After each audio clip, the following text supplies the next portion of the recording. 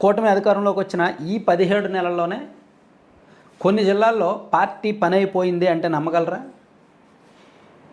So ఇది చెప్పడానికి అతిశయోక్తి అనిపించవచ్చేమో, కానీ ఒక్కసారి లోకల్లో మీరు ఎవరైనా తెలిసిన వాళ్ళు ఉంటే ఫీడ్బ్యాక్ తీసుకోండి.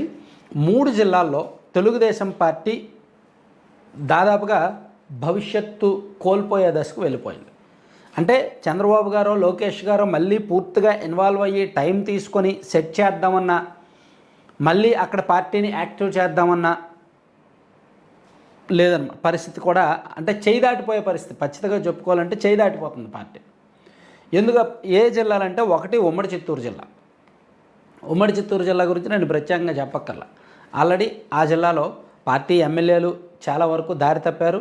పార్టీకి సమన్వయం లేదు, ఎమ్మెల్యేల మధ్య సఖ్యత లేదు, ఒకరి మీద ఒకరు ఫిర్యాదులు, ఒకరి మీద ఒకరు ఆరోపణలు, ఒకరు కొయ్యి ఒకరు తీసుకునే ఉంటారు. ఏ ఒక్కరు కలిపి పనిచేసే పరిస్థితి లేదు. అందులో స్వతహాగా పోనీ నియోజకవర్గంలో వాళ్ళ కేడర్నైనా కాపాడుకుంటున్నారా అంటే అదే లేదు. జనసేన సమన్వయం లేదు, ఏమీ లేదనమాట. విపరీతమైన అవినీతి. సో ఉమ్మడి చిత్తూరు జిల్లాలో పరిస్థితి అలా ఉంది. సో అందులో మనం ఆల్రెడీ శ్రీకాళహస్తి చెప్పుకున్నాం గతంలోనే, అక్కడ కాన్స్టిట్యున్సీ పరిస్థితి బాగోలేదు. పొంగనూరు, తంబలపల్లె ఆల్రెడీ చంద్రబాబు గారు, లోకేష్ గారు, మరి టీడీపీ వాళ్ళే అక్కడ పెద్దిరెడ్డి గారికి రాసిచ్చేశారు. అండ్ మదనపల్లి పరిస్థితి ఇప్పుడైతే అంత పాజిటివ్గా లేదు, దాదాపుగా చెడిపోయింది సిస్టమ్. అలాగే గంగాధర నెల్లూరు, పూతలపట్టు ఈ 2 రిజర్వ్ నియోజకవర్గాలు గెలవలేక గెలిచారు. అక్కడ ఏమైనా పరిస్థితి బాగుందంటే అక్కడ కూడా సవ్యంగా లేదు. విపరీతమైన అవినీతి ఆరోపణలు వస్తున్నాయి.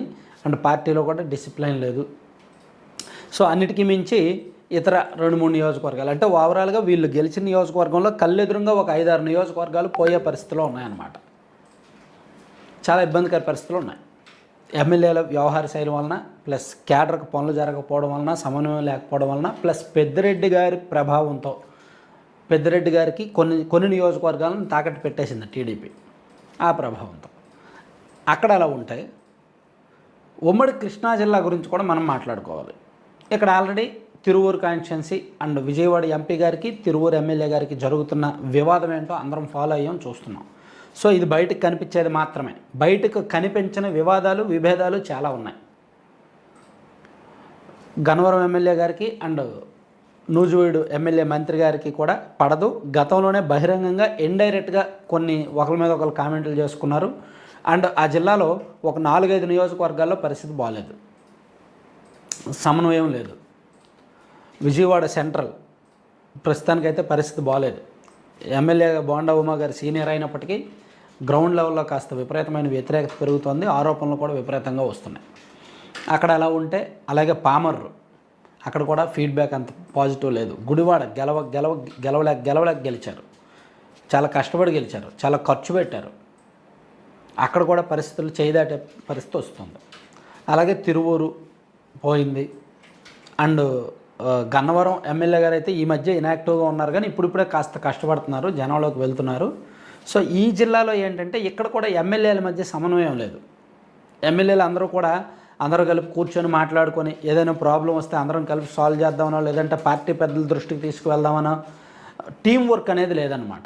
ఒకరి మీద ఒకరు గోతులు తవ్వుకొని, ఒకరి మీద ఒకరు ఫిర్యాదులు చేసుకునే ఆ తత్వమే ఎక్కువగా ఉంది. దీని తర్వాత కర్నూలు జిల్లాలో అదే పరిస్థితి. కర్నూలు జిల్లా కూడా అంతే. అక్కడ కూడా ప్రజాప్రతినిధులకు ఒకళ్ళంటే ఒకరికి పడదు, ఒకరి మీద ఒకరు ఫిర్యాదులు, ఒకరి మీద ఒకరు పెత్తనం కోసం చూస్తారు, ఒకరి మీద ఒకరు విపరీతమైన ఆరోపణలు చేసుకుంటారు.